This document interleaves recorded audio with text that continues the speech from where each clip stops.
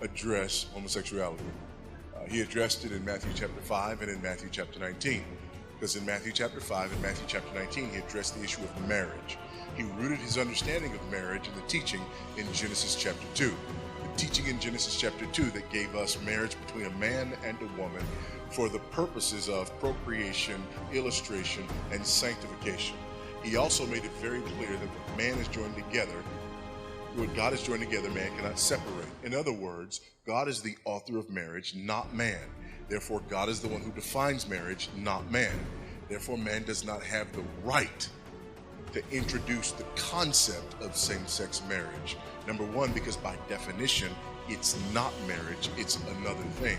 And number two, because by definition, it goes against what was created in Genesis chapter 2. So you can't turn on the TV without, right?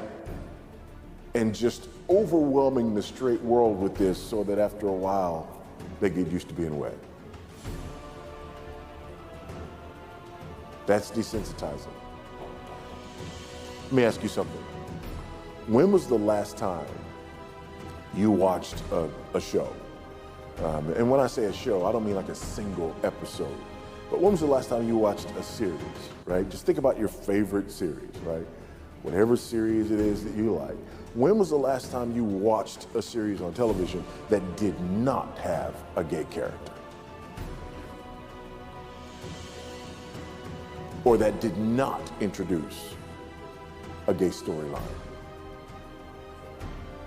It just doesn't happen. I mean, you can't turn on the TV without seeing it. Now there are commercials, and the commercials come out, and when the commercials are about, you see gay characters or gay couples in the commercials. They are everywhere, not everywhere. They're everywhere. It's beyond everywhere, right?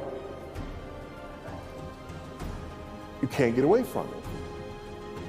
So much so that when people watch television, you know, when they watch these series, if you live in an environment where you're not surrounded by this, you almost start to think that your circles are the strange ones.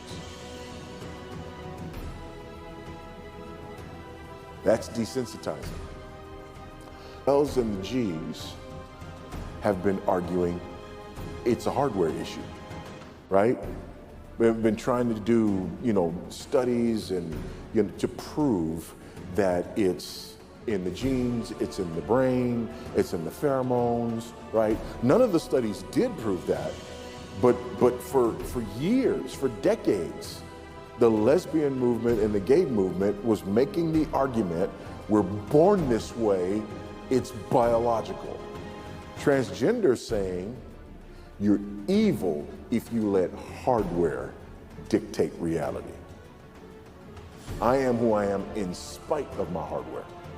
Those two ideas are completely and diametrically opposed to one another, and they can't both be true at the same time. Yet, they're part of the same acronym. I'll go you one better. The Q is for queer. Now, queer theory is a whole branch of critical theory. And queer theory, contrary to what many people think, is not about, queer. A lot of people use the word queer and what they mean is gay, right? Person queer, no. Queer theory is about non-normative sexuality. It's an identity without an essence. It's non-normative. Queer theory is about being against that which has been normalized. Well, guess what? Now that gay marriage is legal, queer theory has to be against the normalized L and G.